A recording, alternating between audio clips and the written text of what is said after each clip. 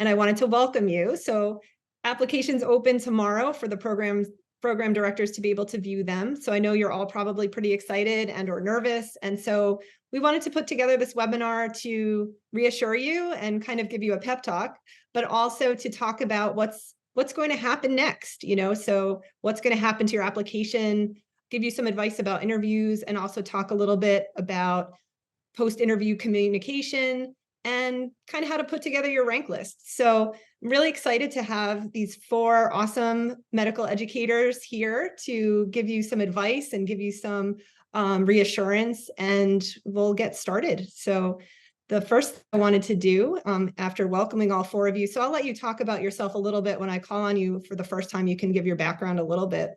But the first thing we're going to talk about is what happens to your application. So let's say, well, hopefully you've clicked submit by now. Maybe you've got a little bit more time if you haven't yet.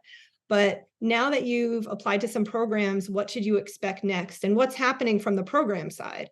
So I'm going to call on Dr. Matthews first, not to put you on the spot, but Dr. Matthews, why don't you tell us a little bit about how, what happens to the applications from the program side? Hi, everyone. I also wanted to welcome you, and it's great to be here. I am the program director at Emory for adult neurology, and I've been the program director since 2016. And yeah, this is a time of the year when it's really exciting for us. It's also the busiest time of the year, and I'm super excited for tomorrow. I can't wait to see the applications. And on our end, it's a ton of work to go through the applications because we really do like to go through every single application. I don't personally like to screen based on things like board scores. And so I want to look at everyone's application holistically and look at everyone's life experiences and look at everyone as a whole. And so that does take time. I know, traditionally during this season, there's a lot of freaking out on social media because some people will get interviews early and other people don't, and they're worried, like, why am I not getting interviews? And we want to reassure you that it takes time on our end to review the applications, and some programs may give a first round of interviews to their own students or to people that did away rotations or something like that. But some programs, including ours, like to review everyone first before we offer offer interviews. And so what happens tomorrow, we start assigning applications to members of our committee to review, and that takes a few weeks. And so it is going to be a few weeks before we send out our first interview offers. We're not interviewing until the first week of November. Our first interview date is that first Friday in November. So that gives us a good month. I'm hoping in 3 weeks we can send out our first offers, but that's how long it's going to take us. It is a process because we want to be fair and because we want to give everyone an equal chance. Great. Thanks, Dr. Matthews. Yeah, we don't interview until it's usually the last Thursday in October is our first interview date every year. And so the same, we have a group of faculty that will be reviewing the applications to do the initial screening. So it can take a few weeks. So let me call on Dr. Ratliff next. So can you give us a little bit of behind the scenes, kind of what happens to the applications, how long it takes how many people review them, how long it takes to start sending out those interview offers, and just some background information. Yeah. So hi and welcome to everybody again. I'm Jeff Ratliff. I'm at Thomas Jefferson in Philadelphia. And yeah, I would say our process, and you're probably going to hear a lot of different versions of very similar answers as you talk to us. Our process is very similar to what Dr. Matthews outlined as well. And so tomorrow morning, we'll take that pool of applications and start distributing them. We have a selection committee of about 13 members of our faculty. And so we'll look at that and divide those applications out among them.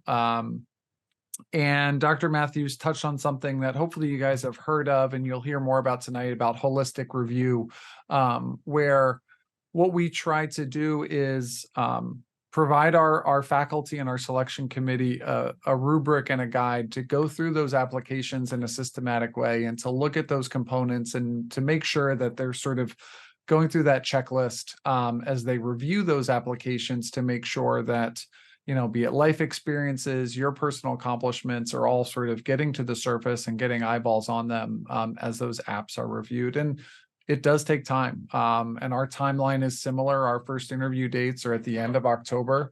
And so we anticipate sort of using these first couple of weeks for that similar application review process. Right, great, thank you. So Dr. Moorhill or Dr. Lund, is there anything else either of you want to add on that topic, or should we move on to the next one?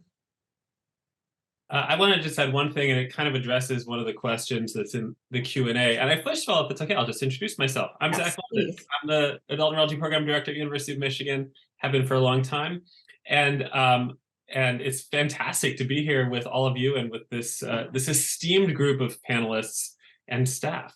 I wanted to say tomorrow is sometimes a problem for ERS. So just be aware of the fact that historically, it sometimes crashes on the first day and everybody flips out.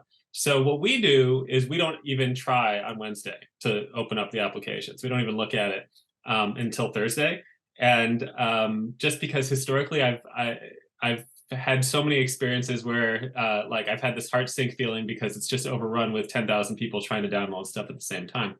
So somebody asked, what will happen if I apply tomorrow night? Oh my gosh, you're totally going to be fine. Like that is not a big deal at all. And those of you that have things that are coming in a little later, like you're waiting for your last letter of recommendation or that sort of thing, that's going to be okay too, because that'll still, it'll still be downloaded when it does get in and people will take a look at them. We just need to make sure to remind our program coordinators to help us re-upload all the new ones periodically, which we do. And our team is a little bit different because we have a pretty big team and we try to work fast. So we have our first interview day, usually the second or third week of October. And so we usually try to at least get a batch of interviews out pretty fast, but that's because we're still doing that same holistic review that everyone else is doing, but we just have, like 9 or 10 different people who are all working around the clock to get through these first round. I know that's kind of unusual though. And so you're going to see programs that don't send out any offers until November, and some that are going to be sending out offers on day 2 and everything in between. So you're just going to have to accept the fact that there is no universal date for those offers to be coming through, at least right now. Yeah, so that's something that who knows might change for next year or the year after. We'll have to kind of follow how Yeah. all that goes. But yeah, and programs are going to do this differently. So some programs like University of Michigan may have a ton of people that are reviewing applications around the clock right at the beginning, but other programs may just have their program director reading all of them. And so that might take a lot longer. So, I think it really is going to vary. So I think that seems to be the theme here, is that there's some variability in how long it will take for your application to be read, but to be patient and that it will be read. And the program directors are very sort of conscientious about really wanting to do holistic review and really kind of see what everybody's about before they send out their invites. So great. So I'm going to move on to the next topic now, and I'll call on Dr. Moorhill for that one. So you can introduce yourself, but also I'd like to hear a little bit about some advice you might have for interviewing. So if you could talk a little bit about maybe preparing for interviews, what you would recommend to our applicants for getting ready for whether it's, the middle of October, end of October, November, January, whenever they're going to start their interviews, how should they prepare and maybe a little bit about what they might be asked about. So. Gotcha. Well, hi, everybody. I'm Dr. Moorhill from the Medical College of Georgia at Augusta University. So from my standpoint, I had been a program director for many years and have interviewed well over 1,000 applicants. This year, I've moved up to Vice Chair of Education, but was still asked to participate here, just kind of based on my experience with this cycle. So with regards to interviewing, I would say the best way to do it is to make sure that you've actually looked at the program's website. You want to make sure that you take advantage of all of the information that program has taken the time to put out there for you to review.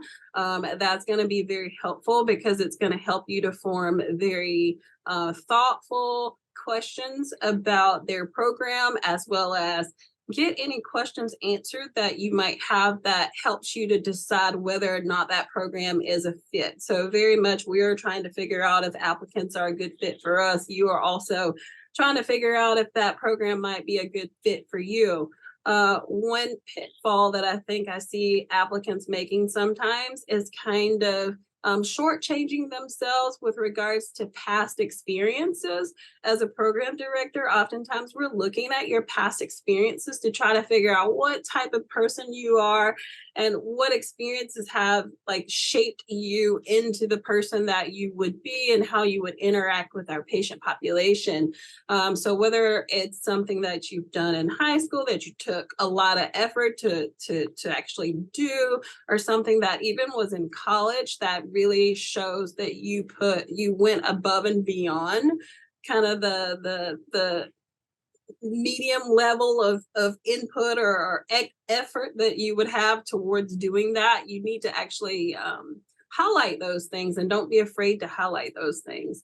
And I think the third thing for interviewing would be to be genuine. We are not looking for applicants to, know our whole background and kind of butter us up. We're not looking for that. We're just trying to figure out usually why you want to do neurology, how you would fit into the environment that we have going on, and what are your attributes that's going to make you a great neurologist moving forward. So just try to upplay those things. Great. That's some great advice. Dr. Matthews, what's some advice that you would give in terms of how to prepare for interviews? Do you think that people should do some practice interviews, and what are some high yield questions to really practice beforehand?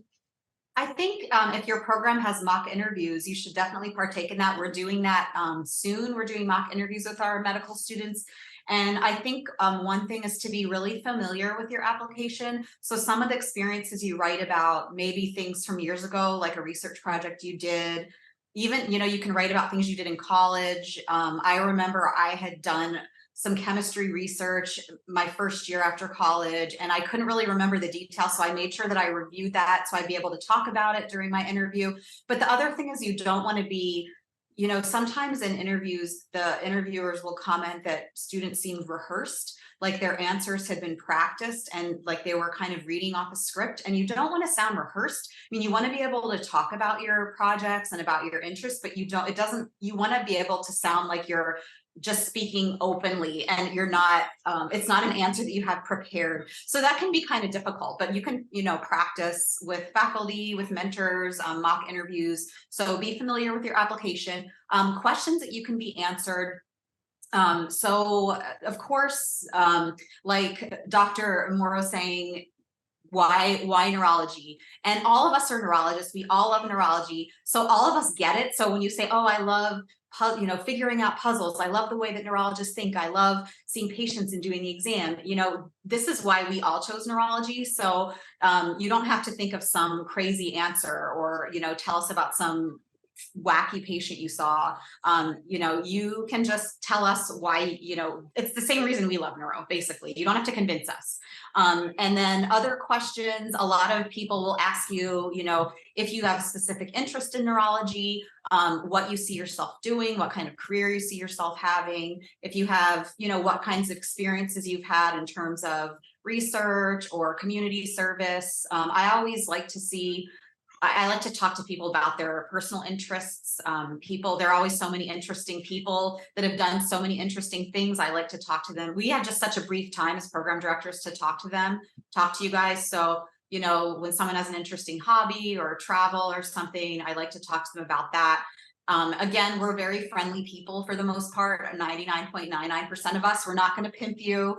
I remember I did get asked some questions. At one place, I got asked to present a patient. I never asked people to present patients. I tell my interviewers not to ask people to present patients, but I can't say it doesn't happen. It did happen to me. And at some programs, you might get asked neurology questions. I'm not sure why that's done. Personally, I don't agree with doing that. This is a chance for us to talk to you, to tell you about our program, to have you ask, and for us to get to know you. And so I think it's hard to say this, but just be yourself, and try not to be too nervous, because we have been in your shoes, and we just want to chat with you and get to know you. And it's really a chance for you to see us and to see if, this is a place where you feel like you could fit. Okay, great. Dr. London, I think you had your hand up a little bit before Dr. Ratliff. No, we were just trying to high five each other electronically. It's very close.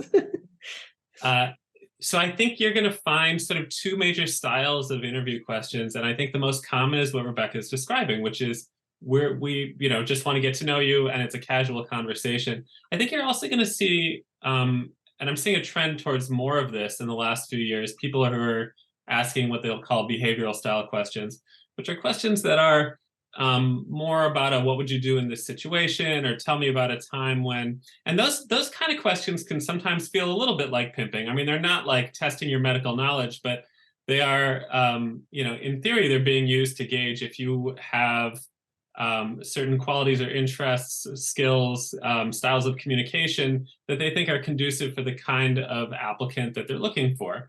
And I just, I want to prepare you that you may get some of those questions, but I also want you to sort of think about the reason people are asking you those questions isn't because they're trying to put you on the spot. A lot of times, the rationale behind behavioral style questions is to kind of even the playing field a little bit, and I think it can help us as program directors check our biases a little bit, because if I find out that someone has similar interests to me or is from the same hometown as me, like, hey, that's great. I, automatically kind of then like that person. And I realize that that isn't the kind of thing that's going to help promote diversity in who we recruit. So I think a 10 towards behavioral questions theoretically will allow people to all give those answers, and that you'd be able to sort of judge them effectively more free from bias. But of course, if you go to an interview where they're giving you those styles of questions, you may feel less comfortable with it than the person who starts talking to you about ice skating or ballroom dancing or songwriting or things like that you guys have in common. So I just want you to recognize that and not necessarily think less of programs that are using that style of interviewing, because if they're doing it, they're often doing it for the right reasons. Great. Yeah, that's great advice. And I think also what you mentioned, Dr. Matthews, about some people asking to talk about a patient. And I know some interviewers do that. So I would say that if there is an interesting patient that you saw that you thought was fascinating, or there's some aspect of the case that that would be a great topic of conversation, to have that ready. So, I think that's probably a good idea. There are some people that will ask about, a patient, not necessarily a formal presentation, maybe a formal presentation, but just to have one in your pocket, kind of to be ready in case you're asked about that. And I think people ask about hobbies all the time too. So whatever your interests are, just be ready to have a conversation about, basically any part of your application. So I think it's all fair game. Your personal statement is also a very important place that programs look at for topics to discuss in the interview, because oftentimes you're discussing something that's very important to you or meaningful to you, and that's something that your interviewer may want to know more about that in order to get to know you. And so, I would think about it less as sort of being grilled and, peppered with questions, but, I think most of us are coming from the standpoint where we really want to sort of get to know you a little bit more. And if we've offered you an interview invitation, that means that we have a very positive impression of your application and we want to get to know you better. So once you've gotten the interview, sometimes, and I've said this before in some of the webinars, sometimes somebody's personal statement will be very moving to me, and I'll read it and I'll really want to meet that person. And so oftentimes, if there's something about the application that, is really just kind of I connect with, or if I'm even reading it right before I'm going to do the interview, it is really something that I genuinely want to know more about in talking to you. So, just if you can approach it from that attitude, knowing that the people that are interviewing you really want to meet you and get to know you because they enjoyed your application, and to come, from that standpoint, I think is helpful too. Dr. Ratliff, I just wanted to build on one thing that I don't want to interrupt you, Erica. I wanted to build on one thing that Dr. Matthews said, and she talked about not sounding rehearsed. And I would say one pitfall that even myself personally, sort of interviewing throughout interview season and giving sort of an introduction to applicants is you're going to be asked the same question over and over again at multiple interview spots. And even though in October, November, your response to that answer may be fresh, it's enthusiastic. As you answer that more and more, you may find that you are getting over rehearsed in answering that question. And so just be aware of that question that you've heard, 8, 10, 12, 15 times prior to December. Be aware that for that interviewer, they're asking you that question for the first time, even if it's the 20th time you've answered it. And so I think just to reemphasize what Dr. Matthews said about you don't want to get into that over-rehearsed, over-practiced sort of rut, and keep in mind sort of your enthusiasm and your passions. And there's going to be things that you're going to be saying over and over again over the next 3 months. So just keeping that in mind. No, that's a good point. And I'm going to keep the next question with you, Dr. Ratliff, about interviews. So I think the applicants may be curious about sort of what does a typical interview schedule look like? So can you talk a little bit about what a typical itinerary is like, and does it get sent out beforehand, and how many faculty the applicant should expect to meet with? So we can have our panelists discuss that a little bit next. Yeah, and I'll certainly outline our interview agenda at Jefferson. I think you'll find that everyone is going to do things a little bit differently. What we try to do is we try to have all of the applicants have an opportunity to sit in virtually on some of our educational offerings. So we have didactic or teaching opportunities for our residents on an everyday basis. And so on our interview days, we invite applicants to sort of sit in and watch that, be it our grand rounds or some of the residents' didactics. And then in terms of the interview structures, we have 20-minute interview blocks. I interview every applicant. One of my associate program directors is always interviewing every day. So they split up half the interview days. And then I alluded to, I have a cohort of selection committee faculty that fill in the remainder of our interview slots. So we have 4 faculty interviews in a day. And I think that's average. You may find sort of more or less than that as you guys traverse the virtual interview trail. And for us, we try to break it up into a morning cohort and an afternoon cohort, because we realize sitting on a Zoom call for the entire day can be grueling. And so we try to break up our interview day into a morning and afternoon group. And then we also make sure that there's introductions and opportunities to interact with our residents over lunch. We try to build in opportunities. All of our applicants will get to meet with our chairman. I spend time to sort of just going over the program, giving applicants sort of my philosophies as a teacher, as a clinician, as a leader, just so they can get to know me. Because I think as you guys get to know program directors over these next few months, I think that's going to have a big impact on the programs that you find yourself clicking with. So that's a little of our format. We try to get people in for the morning cohort around 8 in the morning and try and get them on the road at 1. And then our afternoon cohort starts around 11 and try and get them out by around 4 o'clock. And so we try not to keep you for more than 4 or 5 hours. But there's lots of different approaches, as you guys will see and hear about. Yeah, no, thank you. I think that sounds like a pretty typical interview schedule. Ours is very similar with the 4 faculty interviews, and I interview everybody. We do our timing a bit different. We offer evening time slots, and so we do Wednesday evenings and Thursday mornings, and then we have our grand rounds Thursday mornings. So, so it's a group of 10 applicants, but I'll do 5 on Wednesday evening and 5 on Thursday morning. That helps a little bit, I think, with all the different time zones we're interviewing people with,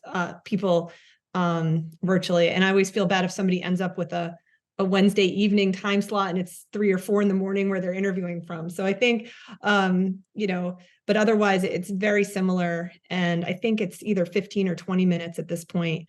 So I'll ask Dr. Moorhill next, if you could talk a little bit about what's a typical itinerary for your program. Sure.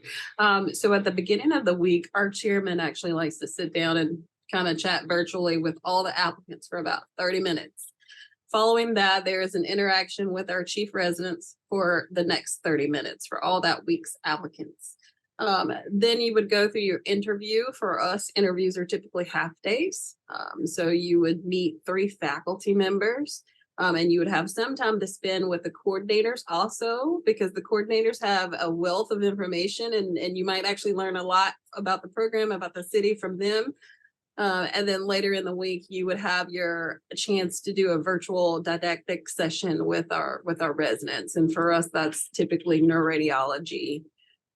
So we try to fit it in so that you get to see most of the key leadership members within our department over the course. And our program director standardly meets every applicant. Mhm. Great. Dr. Leonard or Dr. Matthews, do you want to add anything to that topic, or should we move on to the next one? I was just busy answering questions in the chat, so I I missed. know, what the I wanted to question thank you. You all are like Q&A machine over here. I keep looking over and there already someone is typing, an answer right now. So I can't even get in there. You guys are so quick. But I missed what the question was. We were just talking about a typical itinerary. So if somebody's interviewing with your program. Oh, right. Okay. So yeah, we do there are 3 interviews with faculty that are 15 minutes each, and then you'll meet with me, and then there's a time where there's a little presentation by the residents about the city and about Atlanta, what it's like here, what the neighborhoods are like, what it's like living here. And then we do a virtual tour of the hospital, and then you get to go to didactics for a little bit with our residents, and then that's it. So the day isn't super long. There's an intro, like where me and my APD talk about the program, but that's on YouTube, so you can watch that in advance. And you're usually done. It runs from about 9 to 1:30. So it's a half, just an abbreviated day. And we also have the night before, the day before, we have our interviewees attend one of our educational conferences, our morning report, and then we have a meet and greet with the residents that evening, virtually, of course. All right, great. And we have a great question. I haven't started typing, but I'm gonna send this question to Dr. London. We have a question asking about, it says, sometimes connecting virtually is a bit awkward. What are some tips you would give applicants about interviewing on the virtual platform? So I'm gonna give Dr. London that question. I think that's a great question. I mean, we're certainly all used to it now. I actually think it is less awkward than in person in many ways, because you're actually, you can look at somebody face to face and not be distracted as much by the environment of what's going on in the room. I think it's nice that there are breaks a lot of times during interview days, and in the old days when you had breaks, then that's when it would really get awkward, because people would just be kind of sitting around twiddling their thumbs for a half an hour, maybe talking to the program coordinator. Now you can go get a cup of coffee or take a shower or walk your dog or do whatever you want because you're home, right? So I actually I don't find it to be socially a challenge, and I guess I don't really have any advice. I mean, I think the thing that is the biggest source of awkwardness is when people don't know where to look, right? So if I'm just always staring down here like this while I'm talking to you, I know that feels a little bit weird. So some people say, well, minimize the picture, put it up near the camera, and then you're kind of looking up there the whole time. But also sometimes I'm talking to somebody and I can tell they're typing down what I'm saying, and and then you also have things like this where you can hear my dog screaming in the background. And I find that kind of endearing when that happens during an interview, not awkward. Right. So yeah, I think that's a great answer. And we're so used to doing this. So I just want to reassure you that we're used to having technical difficulties. And so don't sweat it. Okay.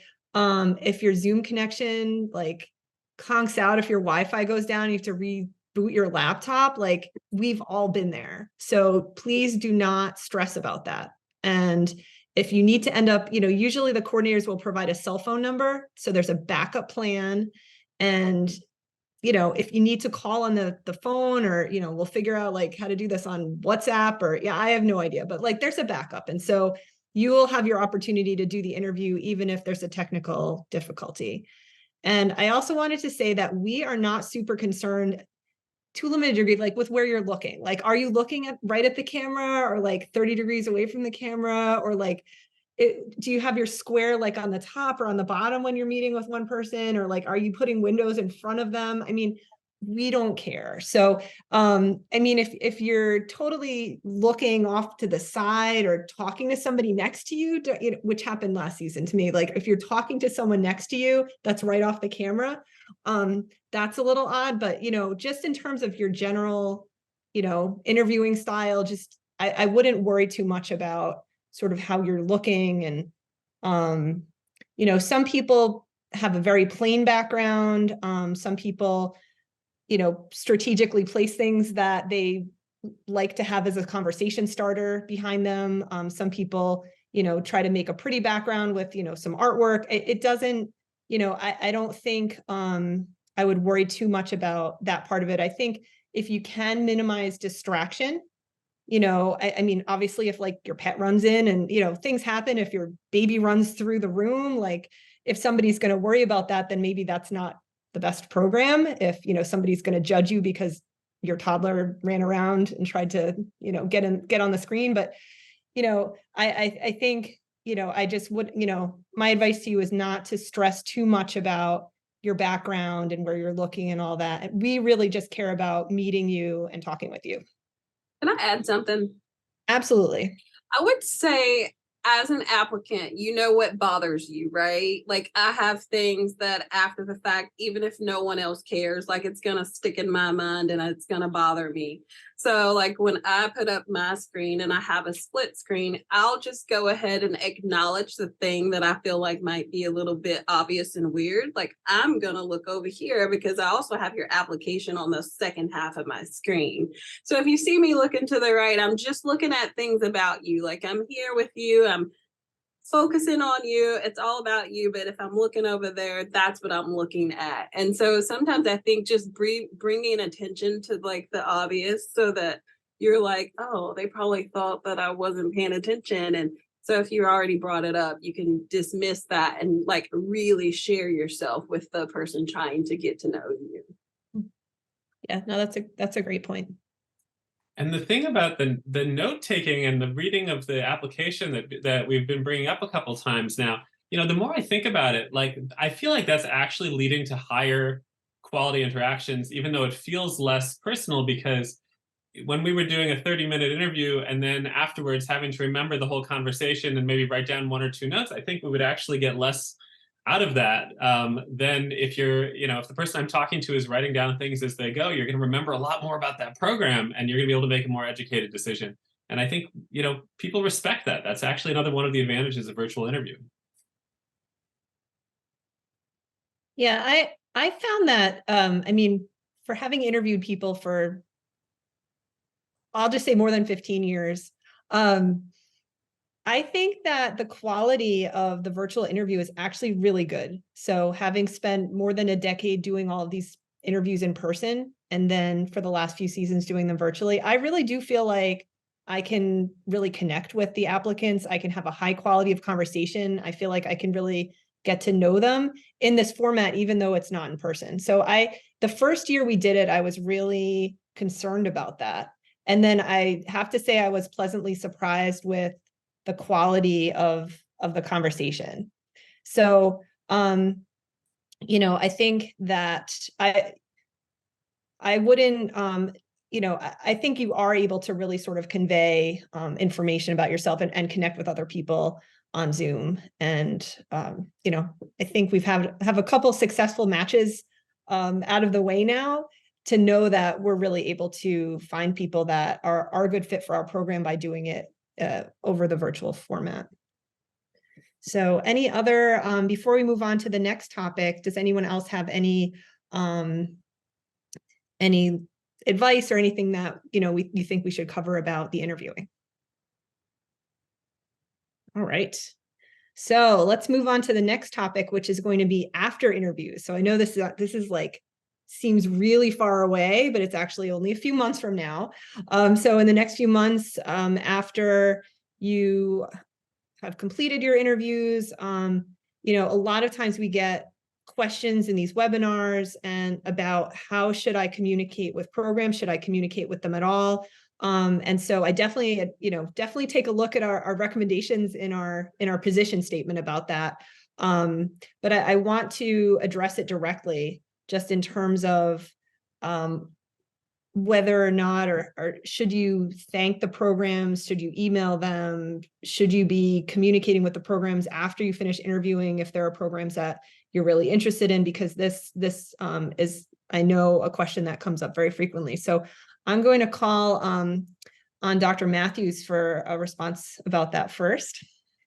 Okay, so again, I was reading the Q&A, but the question was about what to do post-interview, the post-interview communication. So I tell our applicants that come and interview not to send thank you notes because it ends up just being a lot of work on everyone's part for you all, and then plus for us to get the thank you notes and then to have to respond to them.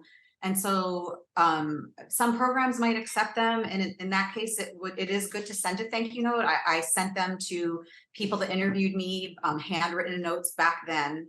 Now an email is fine, but hopefully a lot of programs are saying not to do this, just because again, it is just a lot of time, and it doesn't really mean anything. And also post-interview or just communication before the match, you know, it's kind of controversial.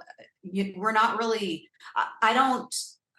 we try to make our rank list. We make our rank list based on who we want. And we do want people that want us. You know, we want to make sure that we want people that want to be at Emory. And so if you let us know we really love you, you're our #1 program, that's not going to change how we rank people per se. I mean, it's not going to make someone who was on the bottom of the rank list bump up to the top of the rank list. So, but at the same time, it may, you know, it may influence, it might be a slight influence again, because we do want people that want us. So if there's someone that might be on the bubble where we're like, oh, we really like this person, we really like this person too, and we like them about equally, but then person A tells us how much they want to live in Atlanta, how they have family here, how this was their #1 program, they did an elective here, and those sorts of things that will give a little bit of a bump. So I do tell students to let their #1 program know, but to only let their #1 program know, and not to send letters saying you're one of my top programs, because that's basically saying you're not my top program, you're just one of the programs I like. And obviously not to send 2 first choice letters, because that does happen as well. And, you know, as program directors, we are not supposed to be communicating with you at all about what our rank list is. We're not supposed to be saying anything to you that we're ranking people to match. You know, we're just supposed to be very neutral. And so it's inappropriate if you do have program directors trying to figure out like, where you're ranking programs, where you're going to rank their program, you know, or telling you that they're going to rank you highly or whatever, or rank you #1. Rank you to match. I mean, that's all inappropriate. So that's just kind of my philosophy on it, and that I like to have minimal communication just to make it easier. But I do want to know who looks at us as their #1 program, and it'll be interesting to hear what the other PDs have to say about that. Yeah, and I just want to reiterate that it is a match violation for us as program directors to tell you where we've listed you on our rank list. So that's a match violation. We can't do that. So, you know, I think if somebody, and also if somebody emails us and says, you know, you're in my top 4, you know, we kind of know what that means. And then we also, I think, especially those of us that have been doing this a long time, are kind of wise to the fact that there are people that say, you're my top program, because we've certainly gotten emails from people that say you're my top program. And then if we don't match that person, and they would have matched, like if we went to lower on our rank list to where they are, you know, we know when somebody hasn't been genuine in sending an email saying you're my #1 choice. And then if they don't match, that's actually, I think, pretty unprofessional. And we kind of remember when people do that. So, you know, and so I don't think that's the best way to start off. It's kind of being, you know, we're a very friendly community. I think, you know, as neurologists and as educators, we love what we do and we're all friends. So I think it's probably not a good idea to send out an email telling a program that, you're my top choice when they're actually not. So I think, and program directors are wise to that. So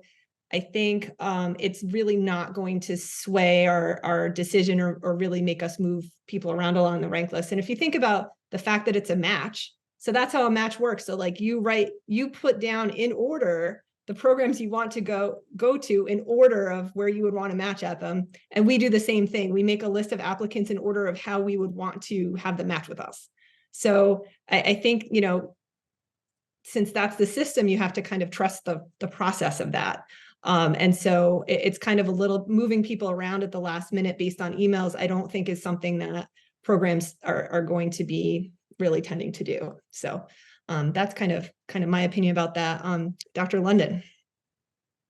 Yeah, I 100% agree that there is no mathematical reason for anyone to rank anything that is not in any order but their order of preference. And that goes both ways, right?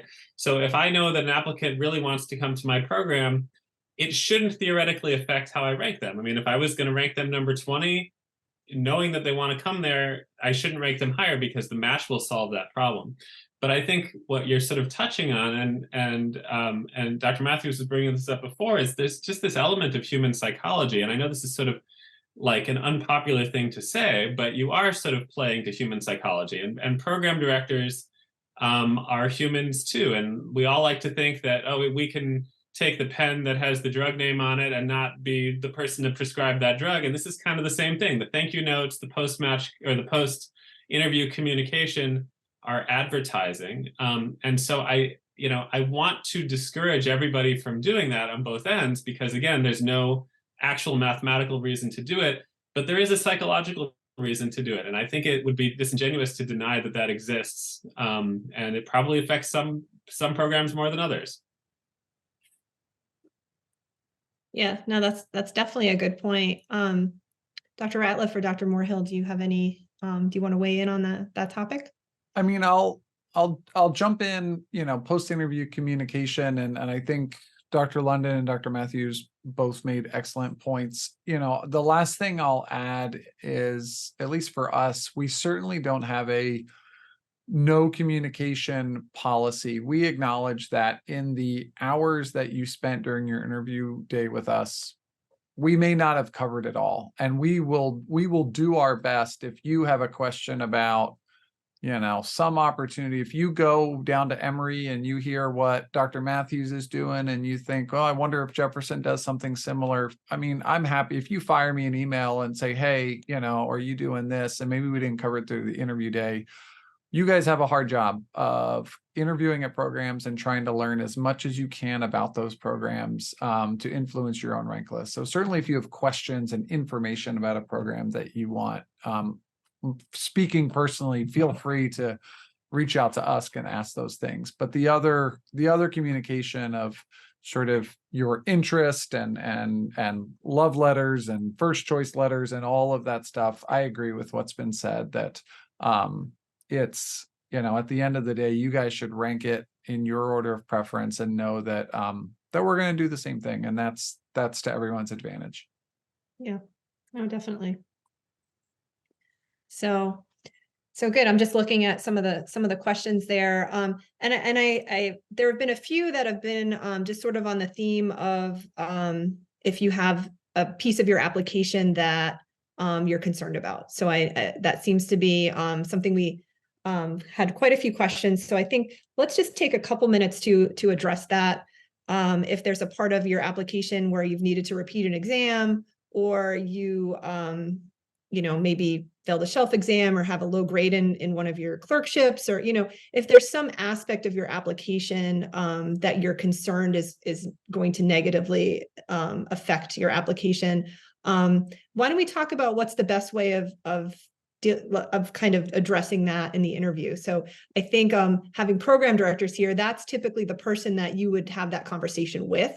It wouldn't necessarily be with the other sort of rotating faculty interviews. I think it's usually the program director that will just, that will make sure to discuss whatever aspect that is. And And so, let's see, Dr. Matthews, do you want to, this is something I think you answered it in the Q&A a couple times as well, but just how you, as an applicant, how you would kind of want to bring that up. Right. And I was just typing an answer to that in the Q&A right Yep. now. All programs are different. Some programs are going to screen people out based on board scores. They may screen people out if they failed something. But there has been more of a push toward holistic interviews, or I'm sorry, holistic review and looking at the whole applicant. And, we're all human. All of us have had things happen to us in life. We've all gone through hard times, and all of us have come up short at some point or another, and things happen. We're understanding, some more than others. I think I would recommend students that I've had that have failed boards or shelf exams or rotations, I tell them to address it. I know it's too late now because you guys have already submitted your applications, but I like it when an applicant honestly addresses it in their personal statement instead of just pretending it didn't happen, because it is going to be on, we're going to notice and we're going to wonder what happened. And if you just explain what happened, that I think is great. It's very helpful, and it allows us to understand what happened. And for you to say, I had this death in the family, or I had this horrible thing happen, and this was the result of it. I took the test over, I passed, I learned to ask for help, whatever, however you learn from this and grew from it. I think that that doesn't, me personally, it doesn't change my opinion of an applicant because they've gone through a hard time. And so, if someone doesn't address it, I do ask in the interview if someone hasn't addressed it. And I tend to look at applications more holistically. I've told students this before, that I have had residents that have failed a board exam and they've gone on to be like the best residents I've had, that have gone on to be chief residents. And so it doesn't mean that you should be counted out. A test is just a test, and it does not have any bearing on how good of a neurologist you're going to be. And so I think just being able to explain what happened. But again, I can't, I'm speaking for myself. I'm not speaking for all PDs. I know I've heard other PDs saying that they won't even look at applications if someone has failed a board exam. So it just depends on the PD. Right. And so I think that kind of answers the question in terms of, I think the question will be answered. So the programs that are reading the application more holistically, if the other parts of the application are really compelling, and a score or a single bad day should not sort of adversely affect your whole career.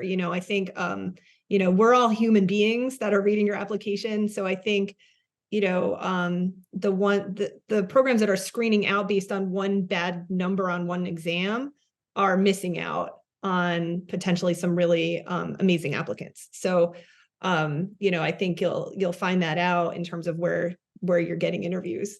So I think we have a few minutes left. And so I just want to shift gears a little bit to have each of our panelists first, let's quickly have a few people talk about advice for making your rank list. So why don't we have Dr. Moorhill, do you want to just weigh in on, once somebody's interviewed at, let's say they've interviewed at 10 places, how do they, and, they liked 8 of the 10 and they're kind of struggling. What are some things to think about in terms of putting together that final list?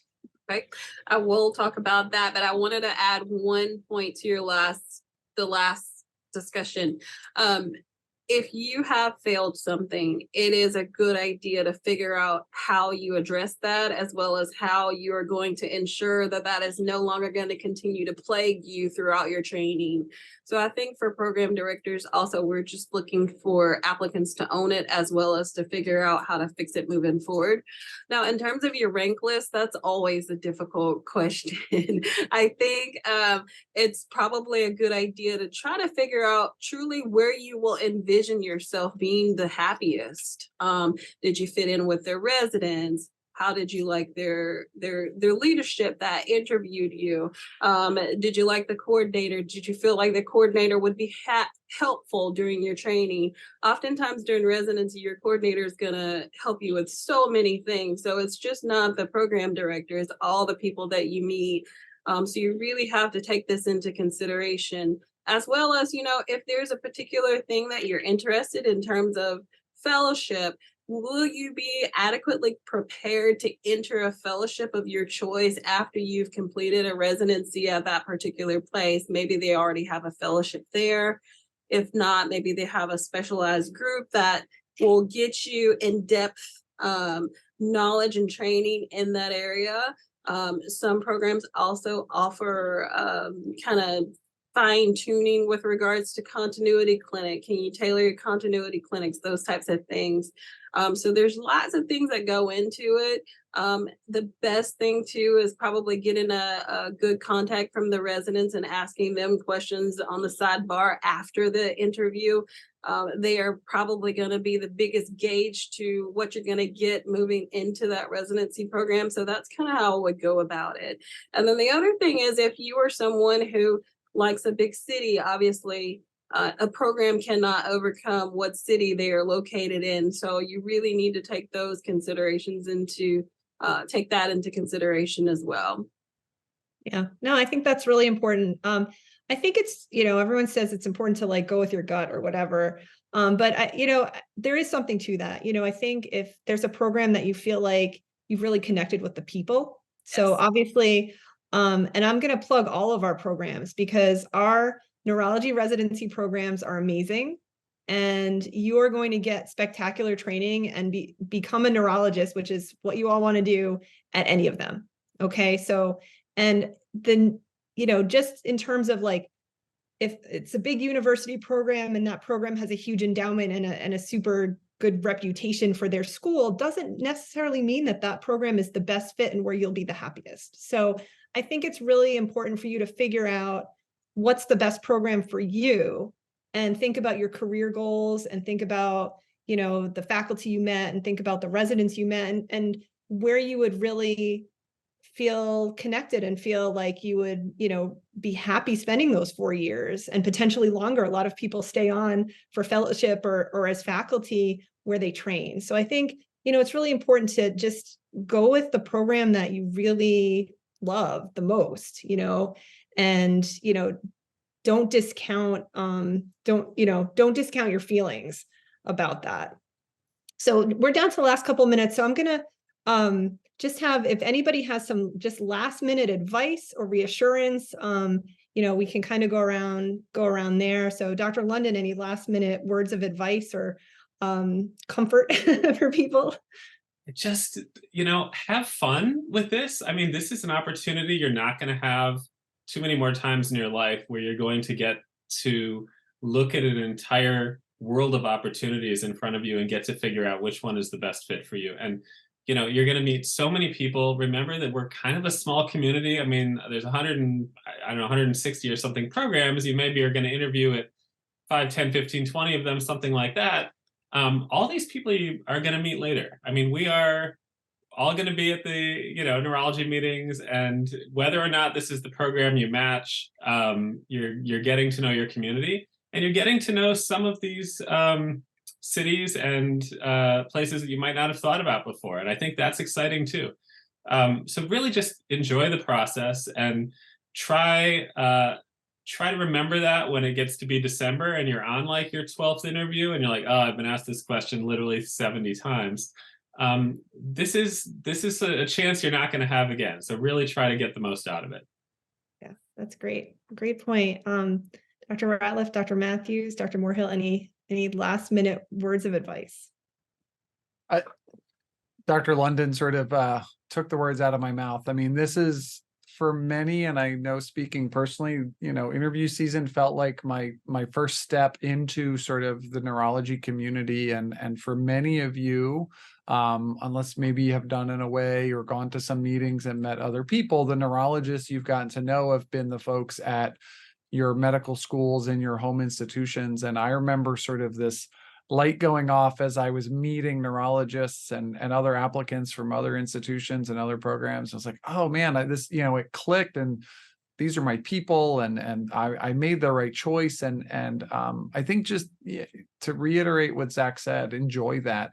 It's a small world. It's a, small community. We meet lots of you. We see you again. I met Zach London when I was interviewing for residency programs. And so, yeah, it's a small world. You're going to see everybody again. You're going to see faces again. And yeah, enjoy that. Yeah, I met Zach London too when I was interviewing for residency programs because we were residents together.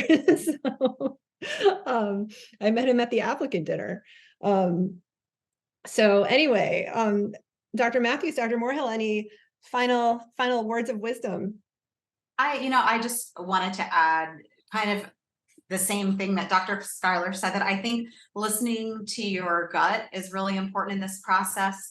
And, programs that may have not been on your radar that you applied to and interviewed at, you may end up loving, maybe more than programs. It may be a bigger name, and, listen to what your gut's telling you about how you feel about the people. And, these are people that you're going to be with day in and day out for 4 years. And so it's really important to be in an environment where you feel comfortable.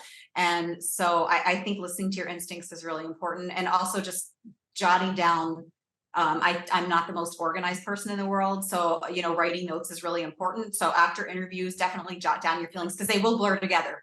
After so many interviews, they will blur together. So take notes after each one, write down how you felt, maybe come up with some kind of system for staying organized. And again, just like everyone else has said, just enjoy it. Yeah.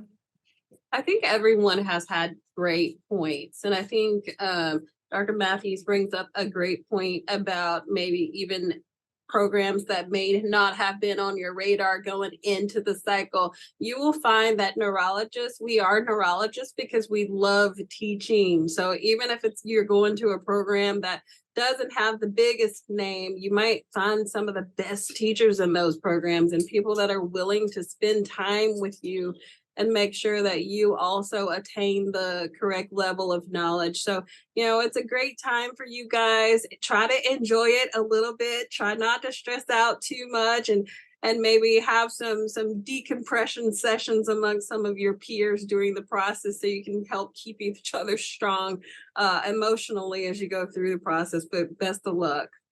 Yeah. Well, great. Well, I just wanted to thank all of our panelists. I loved hearing what you all had to say. I think you all gave great advice. And I wanted to thank Lucy and Ben and the AAN for giving us this, giving us this opportunity to speak to you all tonight. And thank you all for joining us and listening to us. And I wish you all the best of luck, and, have fun with it. Like everybody said, we're so excited to meet you. So Yes. This is something that we love. Like we're so excited about recruiting people into neurology, about watching people go from, the very start to when 4 years later they become a neurologist ready for independent practice. And we really, really are excited that that's what you want to do. And we just, are really looking forward to meeting a bunch of you. So good luck. And we can't wait to see you on Zoom for your interview. So thanks for joining us tonight.